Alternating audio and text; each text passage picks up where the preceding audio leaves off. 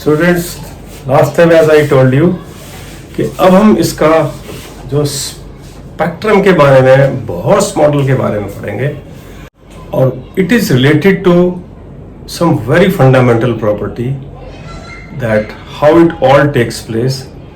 उस वक्त इसके बारे में जब कुछ नहीं पता था तो it was a very difficult problem, but कुछ साइंटिस्ट ने जब इसको स्टडी किया, क्योंकि इलेक्ट्रोमैग्नेटिक रेडिएशंस का, जब लाइट रेडिएशंस का जो विजिबल पार्ट ऑफ स्पेक्ट्रम था, जिसको हम कॉन्टिन्यूस स्पेक्ट्रम भी कहते हैं, जिसको विबग्योर आप लोग कहते हैं, violet, indigo, blue, green, yellow, orange, red, और एक कलर दूसरे कलर में मर्ज होता हुआ वहां दिखाई देता है आपको, तो उसी प्रकार आप देखते हैं कि यहाँ पे एक बड़ा इंपॉर्टेंट फीचर हाइड्रोजन गैस के अंदर देखा गया by different spectroscopes, by different spectroscopy methods, by various renowned scientist, जिनमें कुछ नाम थे वो मैं अभी बताता हूँ आपको। लेकिन सबसे पहले हुआ क्या कि जो हाइड्रोजन गैस थी, it was subjected under electric discharge. जब ये इलेक्ट्रिक डिस्चार्ज इसके अंदर से पास किया तो एक बड़ा इंपॉर्टेंट जो ये मॉलिक्यूल्स जो है एटम्स में ब्रेक डाउन हुए, और उसके बाद ये फर्दर जब एनर्जी, इसमें और एनर्जी मिलती रही, तो जो इनके इलेक्ट्रॉन्स थे यहाँ पर, these dots are implying the one electron in it, अब इनको और एनर्जी मिलेगी तो they will go become free, और फ्री होके वो can't say completely free but become excited first, excited, तो यानी कि फ्रीनेस की तरफ जाएंगे। एक्साइटेड होके वो कहा जाते हैं इनटू हायर एनर्जी स्टेट, मतलब उनकी एनर्जी ज्यादा हो जाएगी। कहां से आई एनर्जी? जो हमने इलेक्ट्रिक डिस्चार्ज उनको सप्लाई किया। हम हाइड्रोजन गैस को क्या दे रहे हैं? डिस्चार्ज दे रहे हैं, उसके अंदर क्या है? इलेक्ट्रिक एनर्जी मिल रही है। इलेक्ट्रिक एनर्जी से पहले वो ब्रेक डाउन हो जाते हैं जो हाइड्रोजन के बॉन्ड्स हैं, और ये बॉन्ड टूटने के बाद में वो डिसॉल्व होके इसमें चेंज हो जाते हैं। उनके पास एक सिंगल इलेक्ट्रॉन रहता है। अब इसको और एनर्जी मिलती है तो वो इलेक्ट्रॉन्स वहां पे एक्साइटेड एनर्जी से ऊपर चले जाते हैं। ये हमेशा अनस्टेबल होते हैं। कौन अनस्टेबल होते हैं? इलेक्ट्रॉन्स। कहां पे अनस्टेबल होते हैं? जब इस हाइड्रोजन के न्यूक्लियस के इन्फ्लुएंस से थोड़ा दूर चले जाते हैं, तो वो क्या करते हैं? They will soon lose their energy, and what they will do is losing energy और आ जाएंगे नीचे लोअर स्टेट्स। ये कुछ चीजें पहले ही,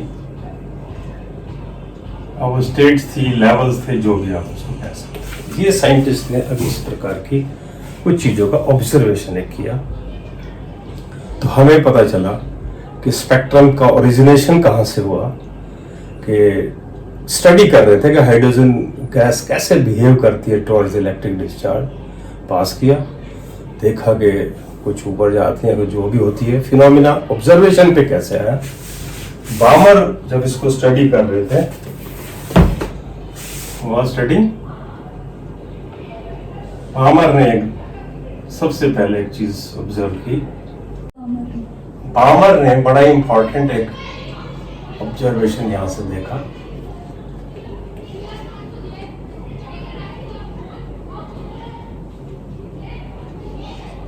कि कुछ ऐसे एनर्जी लेवल जो थे,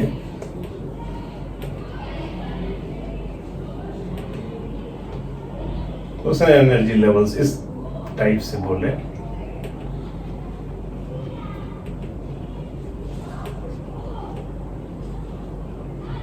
एंड सो ऑन। इसके ऊपर भी हो सकते हैं, और सारे उसने लेवल्स देखे होंगे।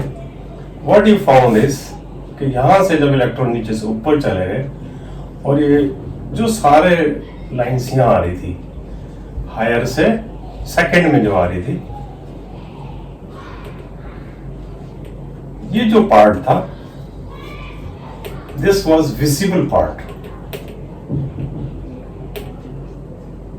Of the spectrum.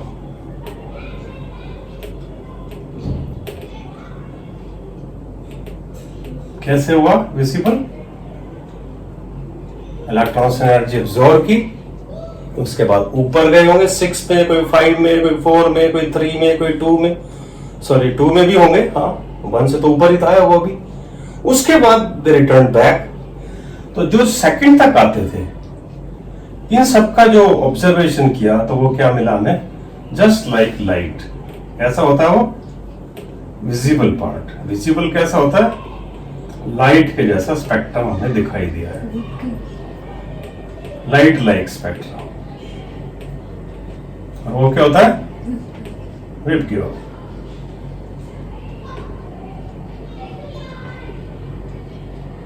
इसकी वेवलेंथ कैसे होती है? सबसे लोवेस्ट, यानी कि जब इसकी वेवलेंथ को देखा तो लोवेस्ट वेवलेंथ, और यहां पर क्या हो जाती है? Highest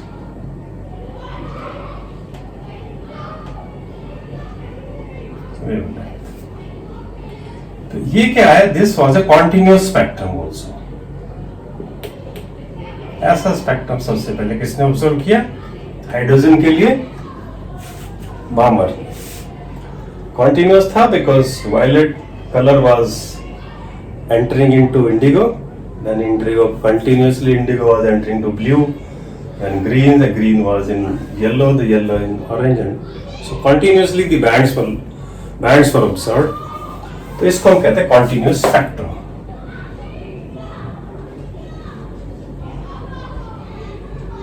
And he calculated so many lines and gave a formula of this is called as wave number. And he gave that this number and 1 upon 2 square and 1 upon n square, or this is n2 square, where n2 is greater than 2. ये उसने एक formula दे दिया कि यदि आपने कितने बनेंगे ये वेव्स, इसके नंबर निकालने हो तो आप इस फॉर्मूले को रखो, फटाफट सीधा निकाल लो। जनरल यही होता है, इतनी सारी चीजों को कैलकुलेट गिन तो सकते नहीं आप बैठ के। अब हम बात करते हैं बामर के बाद जो स्टडी हुई, Lyman spectrum, and they were not the visible spectrum. ये कैसे थे? लाइन स्पेक्ट्रम के फॉर्म में ऑब्जर्व किए गए, जो कलर्ड नहीं थे, विजिबल नहीं थे। बामर ने एक फॉर्मूला हमें दिया जिसमें उसने नंबर ऑफ वेव्स कैलकुलेट करने के लिए, जिसको हम वेव नंबर कहते हैं, उसके लिए 109677, और अंदर जो उसने लिखा था यहाँ पे 2 का स्क्वायर, क्योंकि वहां पे सारी ट्रांजिशंस कहां हो रही थी? हायर एनर्जी से सेकंड लेवल तक हो रही थी। लाइमन ने उस फॉर्मूले को क्या कर दिया कि क्योंकि मेरी ट्रांजिशंस में वो ऑब्जर्वेशंस हैं जिनमें ऊपर के जितने भी लेवल्स हैं वो सारी ट्रांजिशंस कहां पे आ रही है? 1 तक आ रही है। ये लाइमन और बामर का अंतर है। तो एक n1 माइनस n2 कर दे तो ज्यादा बेहतर रहेगा। ये तो फिक्स हो गया ना, ये तो कांस्टेंट क्वांटिटी है। इसको तो हम क्या कह सकते हैं? बाद में इसको रिडबर्ग कांस्टेंट भी कहते हैं। तो इसको आप क्या भी लिख सकते हैं, एक और तरीके से लिख दूं फिर फार्मूला और क्लियर करने के लिए। यदि मैं RH भी लिख दूं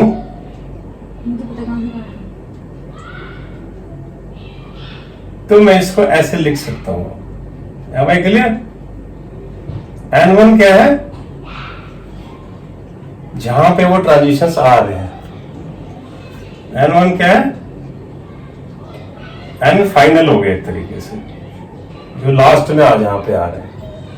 और N2 क्या हो गया, ये हो गया N इनिशियल। ऊपर से आ रहे थे ट्रांजिशंस, जैसे ये आ रहे थे लाइमन में, ये मान लो 6 था लेवल, और ये कहां पे आ रहा था, 1 में आ रहा था। इसी तरीके से ये उसके आगे 5 था, और ये कहां पे आ रहा था, उसी के साथ में 1। फिर ये क्या था 4 में, और 4 वाला कहां पे आ रहा था, फिर 1 में आ रहा था। यदि हम थर्ड में देखें, वो भी सी के लेवल में, यानी कि फिर 1 में आ रहा था, और फिर 2 में आ रहा था, तो वो कहां पे आएगा, वो भी 1 में आ रहा था। ये सारे ट्रांजिशंस क्या कहलाते हैं, लाइमन। अब लाइमन क्लियर हो रहा है, ये लाइमन स्पेक्ट्रम। इतनी सारी उसकी लाइंस कितनी निकलेंगी, ऐसे थोड़ी निकलेंगी, पता नहीं कितने हजारों लाखों होंगी। इसको तो n=1 से इन्फिनिटी तक जाना है ऐसे करते करते। तो हम तो थोड़ा सा एक सैंपल एग्जांपल दे रहे हैं आपको। तो उसके लिए उन्होंने निकाला, जब बहुत सारी लाइन ऑब्जर्व की होंगी, ये तो पूरे 2-3 सालों का काम है, तो उन्होंने ये निकाला और इसको ऐसे कैलकुलेट किया। तो उन्होंने एक रिडबर्ग कांस्टेंट की वैल्यू दे दी इसको, और इसको ऐसे निकाल दिया। अब ये क्या हो जाएगा, जैसे मान लो हम इसको वैसे निकालने लगे, ये हो जाएगा हमारा 109,677 इंटू, ये मान लो हमारा फर्स्ट में आ रहा है, और हमारा N2 कहां से आ रही है, लाइन सारी मान लो सेकंड लेवल से आ रही है, तो इसको सेकंड कर देंगे, और सेकंड लेवल से कितनी लाइन्स आ रही है, 3 लाइन्स आ जाएंगी। इसी कैलकुलेशन करेंगे, वेव नंबर निकाल लेंगे इसको। तो ऐसे ही अब मैं इसको हटा के और बाकी जो स्पेक्ट्रम हुए वो सारे बता देता हूं। अब हम इसमें हर बार ट्रांजिशंस नहीं दिखाएंगे आपको, हम उनके आगे सिर्फ N1 N2 की वैल्यू लिखेंगे, फॉर्मूला सेम रहेगा और इलेक्ट्रॉनिक ट्रांजिशन आप समझ। जैसे तीसरा क्या होगा, पाश्चन। क्या होगा, पाश्चन ने किया, तो पाश्चन ने क्या किया, लाइन स्पेक्ट्रम में उसमें मैंने बोला N1 क्या है, फाइनल, और फाइनल क्या है, ऊपर से नीचे। तो नीचे जहां रुक रहा है वो फाइनल हुआ, तो वहां पे 1 2 अब क्या होना चाहिए, इसकी वैल्यू ये फिक्स हो गया। और N इनिशियल क्या हो सकती है, N इनिशियल हमारी हो सकती है N1 + 1, इसके ऊपर की सारी वैल्यू, ऑल वैल्यूज। ये क्लियर है आपको कि नहीं है, यानी कि Ni की वैल्यू कितनी हो सकती है, 4 5 6, N1 + 1 एंड अबाउ, है ना। ये इसको क्या कर दूं मैं, ऐसे कर देता हूं, है ना, ग्रेटर देन और इक्वल टू, तो 4 5 2 6 एंड ऐसे मिल जाएगा आपको। तो उसका मतलब आप समझ जाना। तो वही लाइंस ऐसे आएंगी, फॉर्मूला वही रहेगा वेव नंबर का, क्लियर। तो वहां पे क्या हो जाएगा, बस कंफ्यूजन नहीं करना आपने से। ये रिडबर्ग कांस्टेंट तो फिक्स है, यहां तक तो सेम ही है। अब वो आपका NF - Ni आएगा, तो यहाँ पर क्या रहेगा, ये तो 3² हो जाएगा यदि ये पाश्चन है तो। और उसके बाद में यहाँ पर आपका जो भी लाइन वो दे दे कि यहाँ से ये ट्रांजिशन हो रहा है, उसकी वैल्यू पुट कर देगा। नेक्स्ट चलो, ब्रैकेट। तो ब्रैकेट में वो भी ऐसे ही दिखाना चाहता अपने स्पेक्ट्रम में। ब्रैकेट में क्या स्पेक्ट्रम दिखाया, उसने बताया कि यदि ट्रांजिशंस होती हैं, जो N1 की वैल्यू है वो फाइनल होती है, और यदि वो 4th लेवल में आ रही है, तो और N1 जो होगा,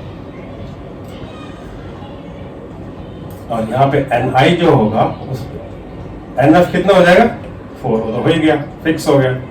और Ni की वैल्यू फिर कितनी होगी, जैसे ऊपर बताया हमने, ग्रेटर देन और इक्वल टू 4 + 1, यानी कि NF + 1। एंड सो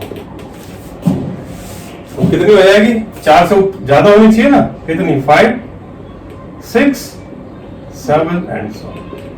तो ये ट्रांजिशन सारी इसमें आ जाएगी, फार्मूला वही रहेगा, सिर्फ यहाँ क्या हो जाएगा? 4 हो जाएगा। कि वो कैसे आपको करना है।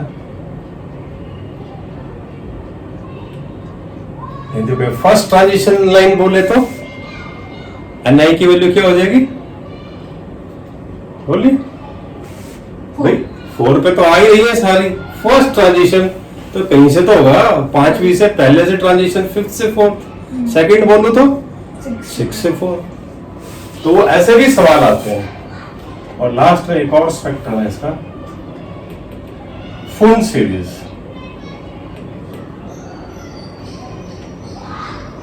फुल सीरीज ऑफ लाइंस क्या है?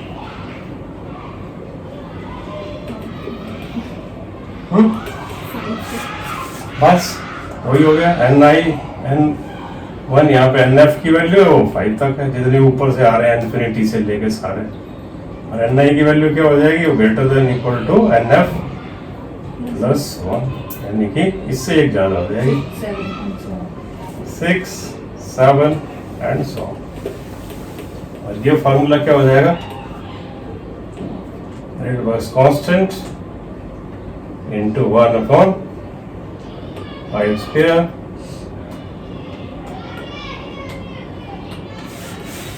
clear? The Lyman, Balmer, Paschen, bracket and full series of spectrum. इतने तरह के क्वेश्चन इसमें से आ सकते हैं। बस इसको जनरलाइज कर दिया, ऑल ऑफ देम। रिडबर्ग ने क्या किया? इन सबको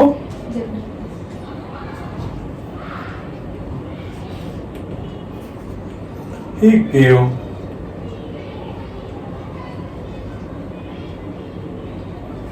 a generalized formula